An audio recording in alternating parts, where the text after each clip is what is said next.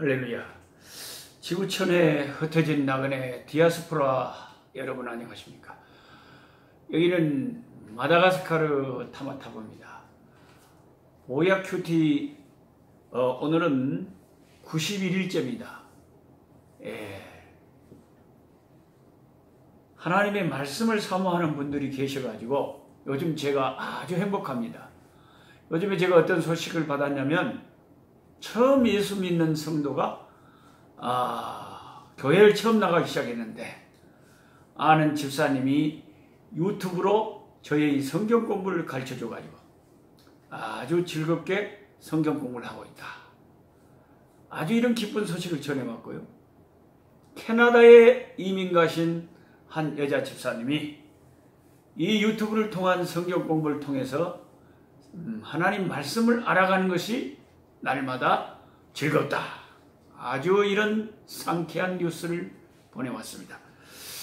하나님의 말씀 안에서 주의 백성들이 진리를 깨달아간다는 것을 우리가 알 때 주의 종들은 최고의 기쁨이 아닐 수가 없습니다. 오늘은 91일째 열왕기상 12장부터 14장까지 말씀을 보겠습니다. 열왕기상 12장에서 14장.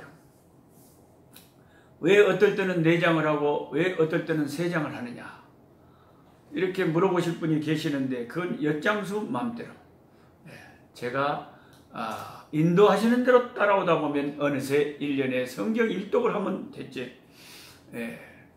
그것은 나도 잘 모릅니다. 그건 그때그때 다릅니다.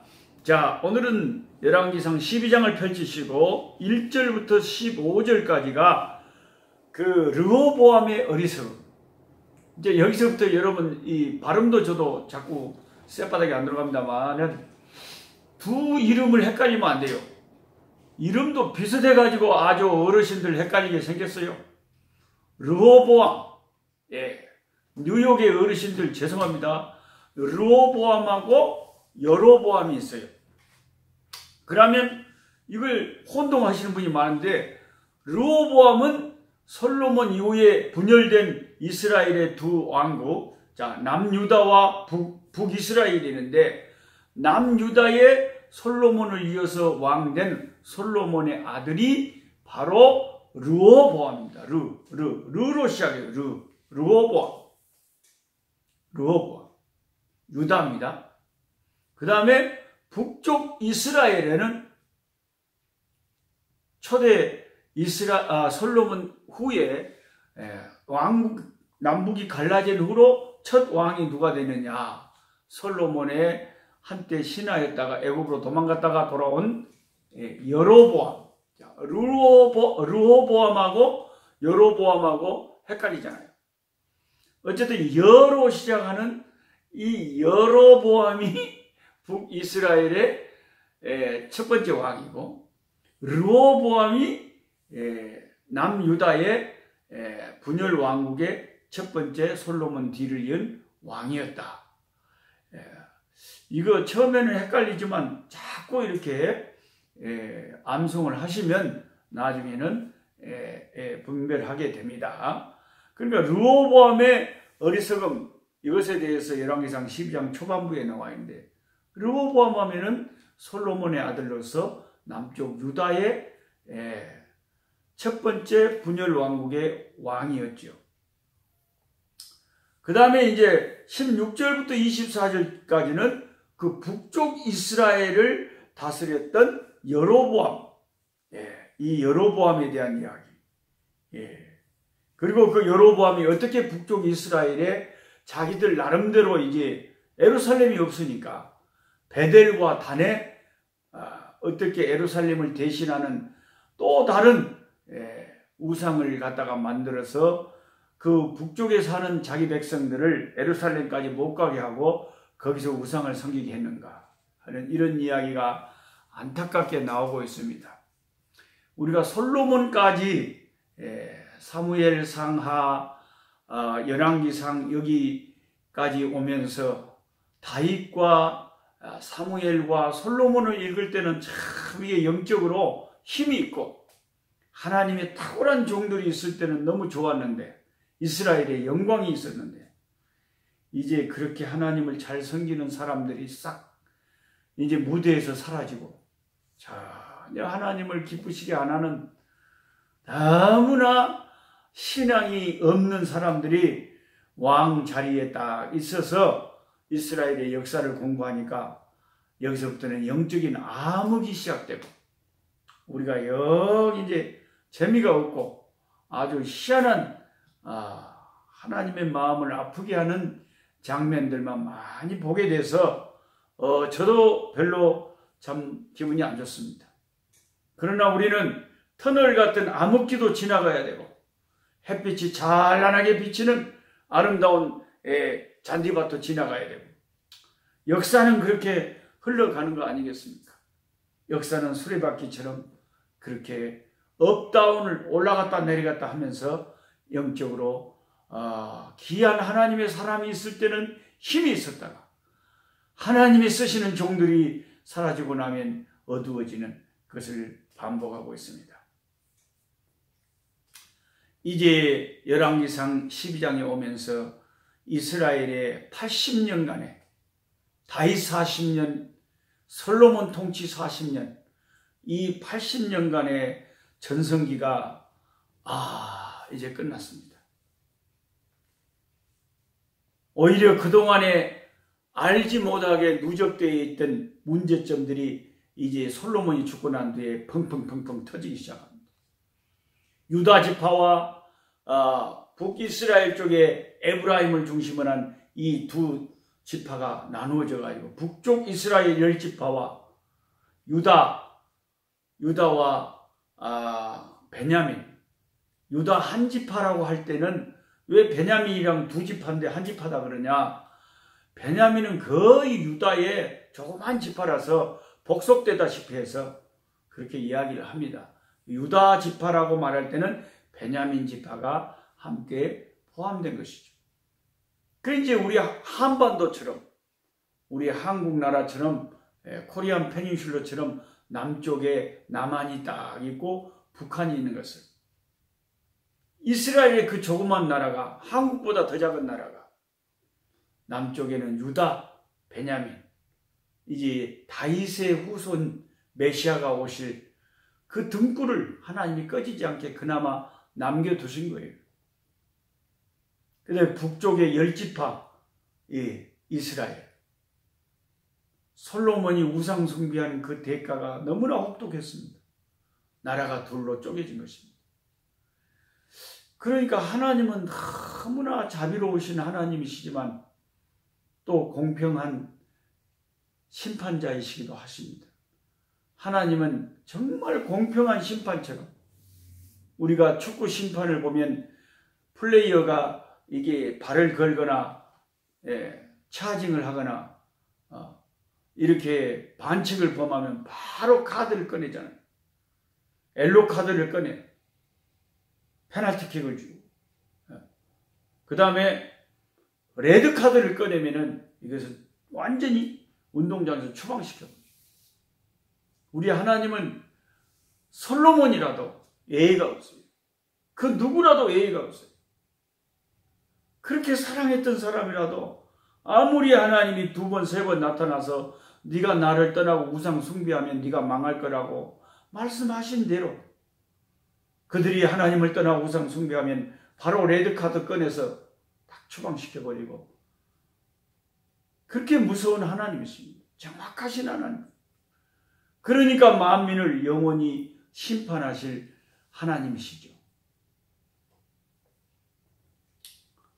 자, 열왕기상 12장에 이제 이 말씀을 보면 아히야라고 하는 선지자가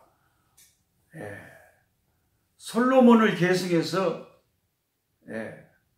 이제 남쪽 유다는 르호보암, 솔로몬의 아들이 왕이 될 것이고, 북쪽 이스라엘은 10지파가 형성돼 가지고 이스라엘을 이루고 여로보암이 왕이 될 거라고 이미 선지자 아히야가 예언을 했습니다. 그 예언대로 나라가 2개로 쪼개졌는데, 그 쪼개진 결정적인 이유는 르호보암이라고 하는 솔로몬의 아들이 왕이 돼가지고 어리석은 결정을 한 거예요.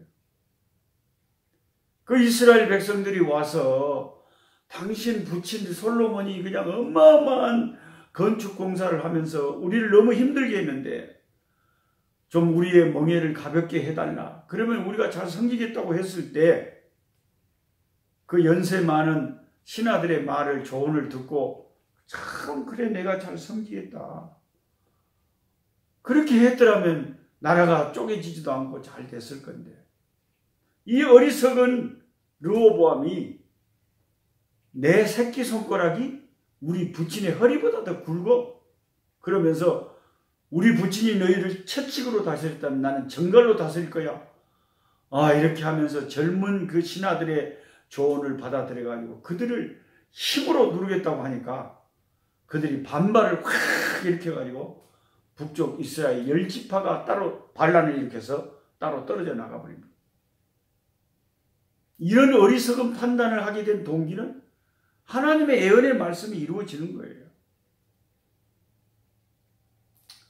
그러고 보면은 참 우리가 하나님의 그 뜻 안에서 우리가 뭔가를 하는 것 같지만 결국 지나놓고 보면 하나님의 뜻이 이루어지는 거예요.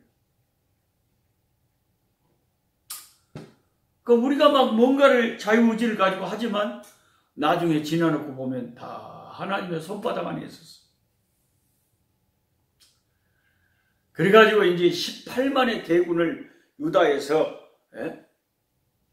르호보암이 군사를 모집해가지고 대군을 이끌고 북쪽 이스라엘을 빨리 정복해서 한 나라로 만들려고 했지만 스마야라고 하는 선지자가 나와서 하나님의 말씀을 대언합니다. 내 동족 상잔 내 형제들을 전쟁하지 말아라. 이것은 하나님의 뜻으로 말미암아 되어진 것이다. 너희 부친 솔로몬이 우상 숭배를 허용했기 때문에 이런 하나님의 재앙이 와서 나라가 둘로 갈라진 것이다. 하나님의 뜻을 거역하지 말라. 이렇게 담대하게 말해가지고 이제 서로 싸움은 안 하고 북쪽에 있는 여로보암은 자기가 가만히 생각해 보니까 자 1년에 3번씩 이스라엘의 모든 어른 남자들은 예루살렘에 가서 3대 절기를 지키려고 예루살렘에 다 남쪽 유다에 가게 되면 그때 가서 은혜 받고 마음이 다 유다 왕에게 쏠려버리면 이제 이스라엘 왕을 죽이고 다시 유다하고 하나 되면 어떨까? 이런 걱정스러운 마음이 인간적으로 생겨가지고 하나님의 뜻을 저버리고 하나님이 자기에게 나라를 주었건만 이 여로보암은 어리석게도 또 금송아지 우상을 만듭니다. 그리고 베델과 북쪽 단에 자 북쪽에 있는 사람들은 예루살렘까지 가려면 힘들겠잖아요. 그러니까 멀리 갈 것 없다. 여기 우리 애굽에서 인도하신 우리의 신이 있다 하고 하나님 대신에 다른 신을 만들어서 이스라엘 백성들로 하여금 그런 우상을 하나님 대신에 섬기게 했다는 거예요. 완전히 그래서 이스라엘은 이름만 이스라엘이지 그 내부를 들여다보면 완전히 혼합 종교가 돼가지고 이름만 하나님을 내세웠지 전혀 하나님의 말씀이 시행되지 않는 영적인 암흑 국가가 북이스라엘이었습니다. 그 후로 일어난 어떤 왕도 하나님을 경외하는 선한 왕이 한 명도 북이스라엘에 없었다는 것은 참으로 믿을 수 없는 일입니다. 그러고 보면 여러분 이 유튜브를 통해서 성경 공부를 하고 있는 여러분에게 제가 들려주고 싶은 말은 하나님 잘 믿는 것이 결코 쉬운 것이 아니라는 것을 북이스라엘의 역대 왕들이 증거를 합니다. 참 희한하죠. 우리가 생각하면 잘 믿을 것 같는데 신앙생활 잘한다는 게 그게 그렇게 쉬운 게 아니라는 거예요. 왜요? 우리의 육신이 타락되어 있고 이 세상이 사탄이 역사하는 그 공간이기 때문에 이 죄 많은 세상에서, 소돔 같은 세상에서 이 타락한 육체를 갖고 있는 우리가 끝까지 신앙생활을 잘하기가 결코 만만한 일이 아니다는 것. 그걸 여러분이 아셔야 됩니다. 자, 이제 그 다음 장으로 넘어가시면 열왕기상 13장. 북이스라엘은 이제 여로보암이 우상 숭배해놓고 레위인들이 아닌 다른 제사장을 자기 마음대로 산당을 세우고 제사장을 세우고 8월 15일을 자기들 나름대로 절기를 하나 비슷하게 장막절처럼 만들어서 자기들끼리 모이게 했어요. 그러나 뜻 있는, 역대기를 읽어보면 뜻 있는 이스라엘에 살고 있는 경건한 사람들은 그런 여로보암의 혼합, 잘못된 신앙의 정책을 보고는 다 유다로 내려가 버렸습니다. 레위인들도 다 내려가 버렸어요. 그 당시에도 소수의 하나님 잘 섬기는 사람들은 그때도 있었던 거죠. 거기 남아있는 인간들은 신앙이 정신이 없는 육신의 알랑만 깨하는 사람이었지, 정신이 차려져 있는 신앙인들이라면 그런 나라에서 못 살죠. 그래서 이제 열왕기상 13장에 가보시면 결국 이제 하나님께서 선지자를 남쪽에서 북이스라엘에 금송아지를 섬기고 있는 베델에서 산당에서 금송아지에게 그 제단을 쌓고 있는 여로보암 왕에게 하나님이 유다의 용기 있는 젊은 선지자를 보내가지고 심판을 선언합니다. 그리고 너희가 세운 이 못된 우상 숭배 제사장들은 나중에 요아스라고 하는 왕이 일어나서 그 제사장들을 다 처형할 것이다. 그들의 죽은 뼈까지도 다 다시 무덤에서 캐내서 처형할 것이다. 이렇게 예언을 했는데요. 정말 한 100년 후에 남쪽 유다의 요아스 왕위를 잇게 되거든요. 그러면 정말로 그 우상 숭배하던 산당에서 제사장 그런 사이비 제사장들 다 처형을 하고 이 선지자가 예언한 그대로 이루어집니다. 하나님은 100년 후에 일어날 왕의 이름까지도 어떻게 그렇게 전지전능하신 하나님을 알고 계시는지 놀랍지 않습니까? 그리고는 좀 회개한 그 베델에 살고 있던 늙은 선지자가, 나이 든 선지자가 있었어요. 이름은 선지자라고 하지만 아주 회개하기 짝이 없는 선지자입니다. 이 선지자가 그 용기 있게 북이스라엘까지 와서 베델에서 우상 숭배하는 여로보암 왕에게 심판을 선언하고 하나님의 살아계심을 선포한 이 젊은 선지자를 거짓말로 유혹해가지고 자기 집에 하나님의 일체 그 북쪽에 가서 먹지도 말고 마시도 말고 사명을 감당하고 돌아오라고 했는데 그 말씀을 순종을 못하고 이 거짓된 늙은 선지자의 제안을 따라서 음식을 먹고 마시는 하나님의 말씀을 불순종한 죄 때문에 안타깝게도 길에서 사자에게 죽임을 당합니다. 그런데 그 베델의 늙은 선지자는 자기 때문에 이 귀한 하나님의 젊은 선지자가 죽었는데 그때야 뭔가 마음에 찔림이 왔는지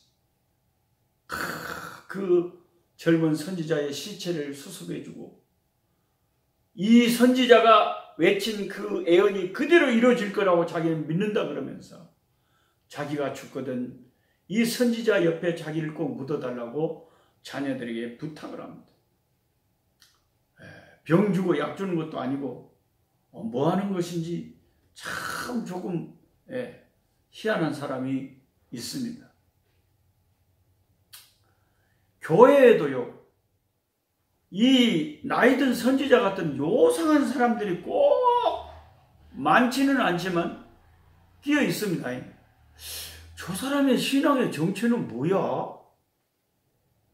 뭔가 어떨 때는 기도를 하는 것 같고 하나님을 섬기는 것 같는데 어떨 때 보면 뭔가 좀 이상한 거예요. 거짓말을 확 해버리고, 아이 뒤에 가서 엉뚱한 짓을 팍 해버리고, 그러고는 나중에 와서 회개한다고 막 했었고, 오마이 종잡을 수 없는 사람들이 있단게요. 이런 사람들 때문에 교회가 욕을 얻어먹는 거예요. 또 귀한 교회 안에 있는 다른 영혼들이 상처를 입어가지고 그런 사람들 때문에 교회를 멀리하게 되고 시험받게 되고, 예? 하나님께서 가장 원하시는 것은 신실한 거죠.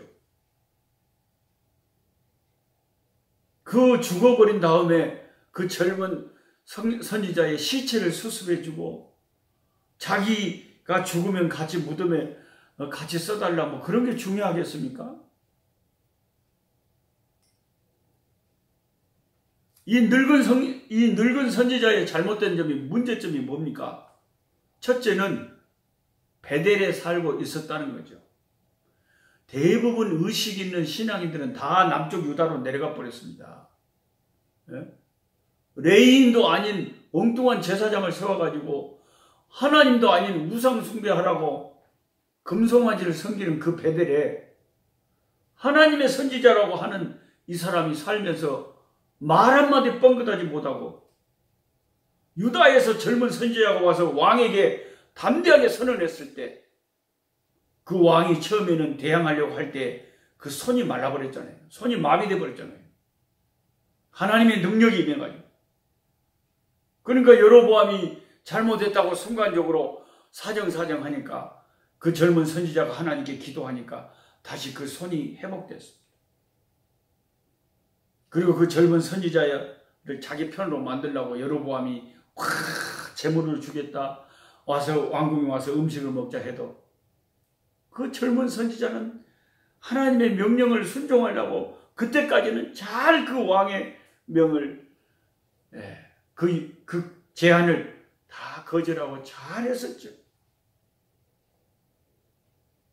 그런데 이 못된 늙은 선지자가 뭘 잘못했냐면 자기가 생각이 있고 의식이 있다면 그런데 살면 안 되죠.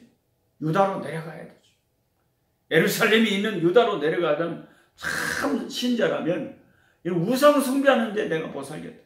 아무리 살기 좋고 돈이 물질적인 유익이 있다고 해도 못 살겠다고 신앙을 찾아서 내려가야죠. 그 다음에 이 늙은 선지자가 잘못한 게 뭡니까? 거짓말한 거죠. 천사가 나한테 와서 이 음식을 대접하라고 했어.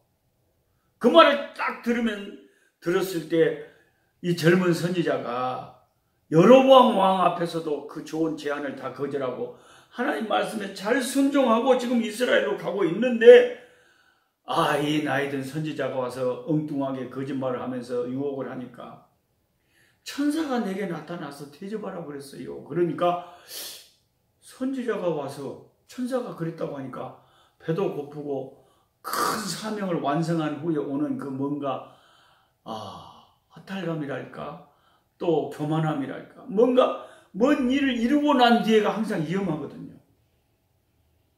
그러니까 저 같은 목회자들은 뭐가 위험하냐면요, 부흥회 같은 데서 쫙 설교를 했는데 하나님께서 은혜를 주셔가지고 온 교회가 은혜를 받고 많은 영혼들이 은혜를 받고 하나님의 역사가 일어나고 믿는 자가 나타나고 병든 자가 치료받고 교회에 큰 기쁨이 있고 이렇게 쓰임받은 후에 자기 마음속에 내가 큰일을 했구나, 이런 교만한 마음, 이게 뭔가 했구나, 내가 섰다고 생각하는 순간 넘어질까 조심하라. 이 젊은 선지자가 실수했던 게 그거예요. 이제 내가 큰일을 감당했다, 왕의 제안까지 거절했다, 할렐루야 하고 있는 그 순간에 뜻하지 않게 선지자라고 하는 똑같은 하나님의 일을 하고 있는 동료가 와서 천사가 말했다 그러면서 음식을 뭐라고 하니까 아이고 이거 참말인 줄 알고 그냥 찰떡같이 잡숴버려갖고 거기에서 하나님의 말씀을 불순종하게 돼서 생명을 잃게 되는 참 귀한 선지자의 생명이 너무 안타깝잖아요. 하나님이 일부러요, 시범 케이스로 여러분 성경을 읽으면서 하나님 너무 하시는 거 아닌가? 그거 좀 그랬다고 그렇게 꼭 사자에게 죽게 하셔야 되나? 하나님이 항상 그러시는 건 아니잖아요. 예? 엘리사 선지자가 나올 때에 그 아이들이 와서 대머리라고 놀릴 때 엘리사 선지자가 저주하니까 암콤 2마리가 와서 그 수십 명의 아이들을 그걸 그냥 죽여버렸는데 그런 일이 항상 일어나는 건 아니잖아요. 하나님이 특별한 경우에 특별한 케이스에 어떤 섭리와 뜻을 가지고 그렇게 하시는 거죠. 너무 이스라엘 나라의 시초에 너무 우상 숭배를 당연히 하고 왕부터 온 이스라엘 백성이 엉뚱한 길로 가고 있으니까 하나님이 이 젊은 하나님의 종을 희생시켜서라도 하나님의 말씀에 불순종하면 이렇게 무섭게 하나님이 치리한다는 것을 보여주신 거예요. 시범 케이스로.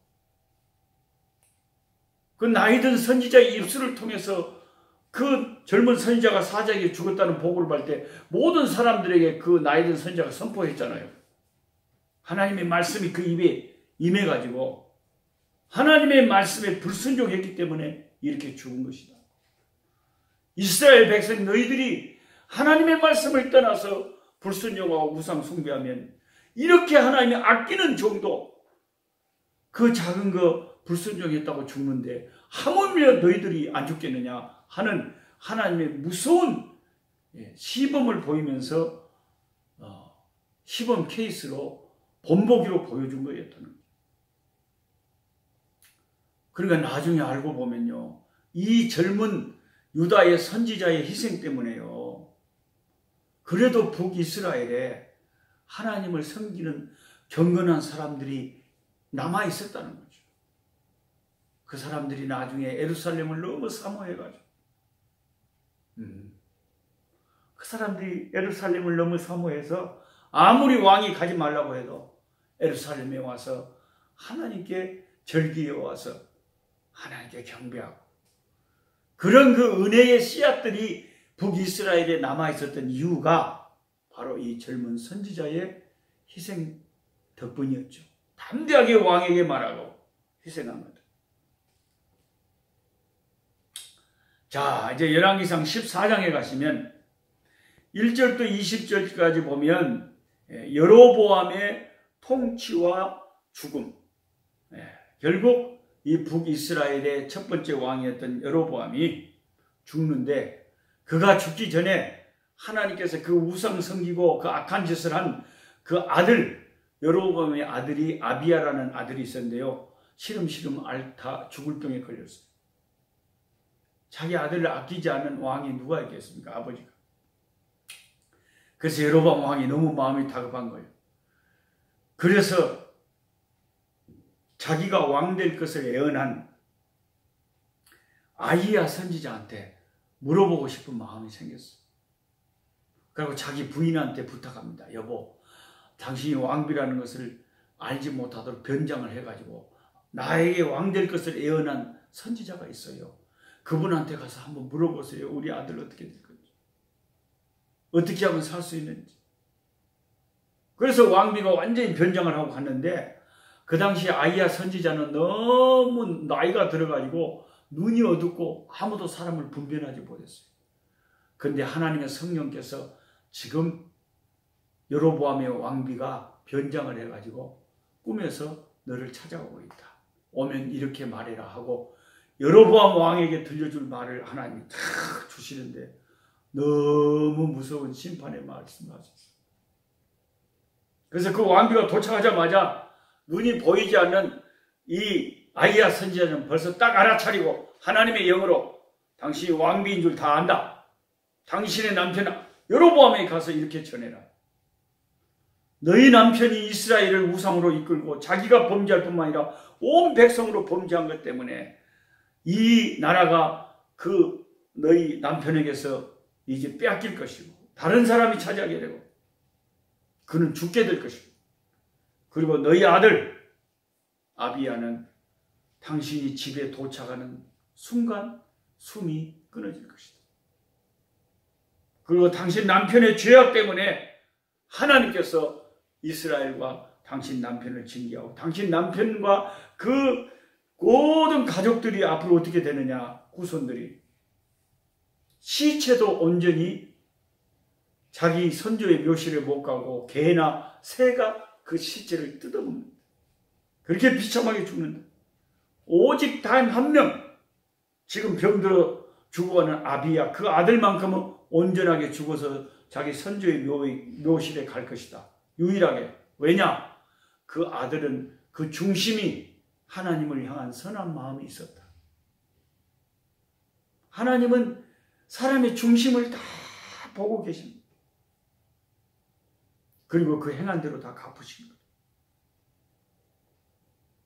그리고 이제 14장 후반절에는 남유다의 르호보암의 통치와 르호보암의 죽음에 대해서 기록을 하고 있습니다.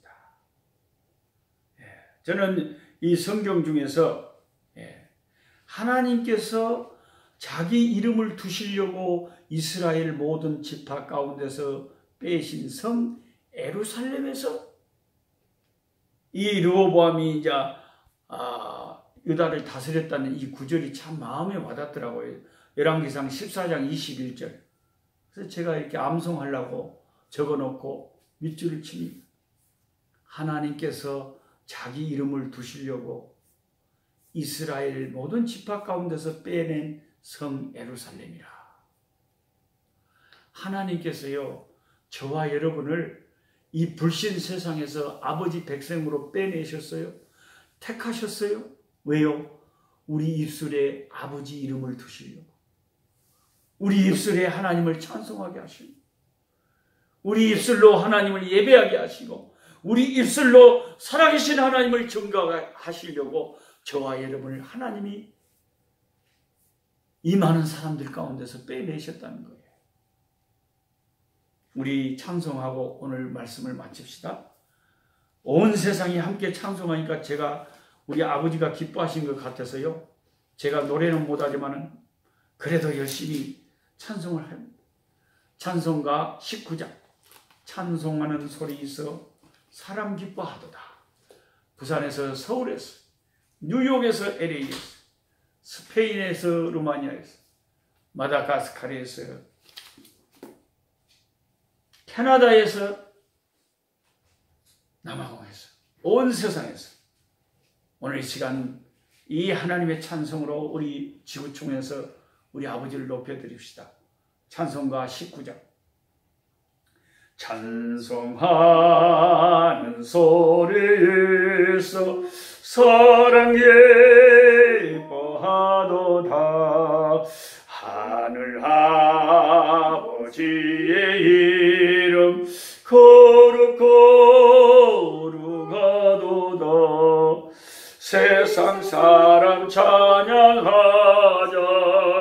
걸어가신 하나님께 할렐루야 할렐루야 할렐루야 아멘. 하나님의 나라 권세 영원토록 있도다. 하나님의 영광 나라 거룩거룩합니다. 하늘 보좌 계신 주님 세상 주관하시도다. 할렐루야 할렐루야 할렐루야 아멘.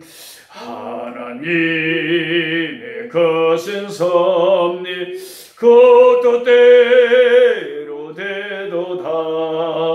우리 아버지의 뜻은 거룩거룩하도다. 주 주여 속히 임하셔서 기쁜 나를 주옵소서. 할렐루야 할렐루야 할렐루야 아멘 아멘.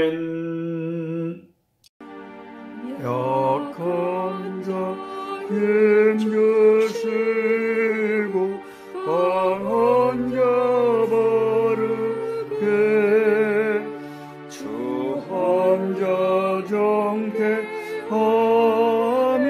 주님의 뜻이라.